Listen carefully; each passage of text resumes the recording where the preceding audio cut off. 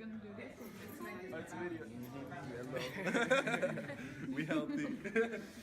Healthy food for life. Hi, this is Group 13, and after our last meeting with our tutor, we redefined our goal and our objectives since we are not in the right track. Yeah, so essentially we just made it more clear and concise and more open-ended. And we also began to look at ways we could collect data from people. So main ways that we can we chose to collect data were interviews, observations, ethnographic field studies, and customer feedback. So basically our customer provided us with a database of results and we are going to analyze them. For the interviews, we planned to interview 150 to 300 students. As for observations, we decided that we will... For the observation, we can do like from the inside of the cafeteria, Yeah. and also from the outside. We can record it by filming with the phone or just observing for later 1.5 analysis. hours. For 1.5 hours during break and dinner time.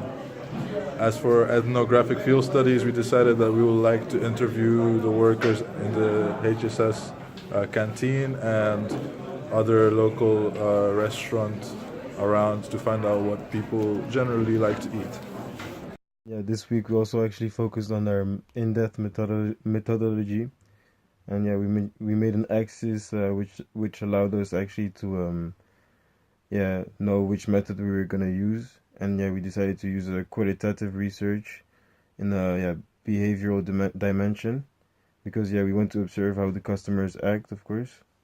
We will also carry out like ethnographical studies. In this case, yeah, which will be in our canteen, like HHS canteen. And yeah, although we have chosen to focus on behavioral dimension, we will carry out like a few interviews, because those interviews will allow us to have insight on what we actually missed. We also established our research stimuli, which will be a card sort activity that will allow a participant to arrange different categories while we actually do our research. And yeah, this way we could like observe decisions and results in a similar way when they select food in the food court. And yeah, the point of this activity is to gain like insights, just like an interview would, but like in a way in which the participants do not feel like interrogated.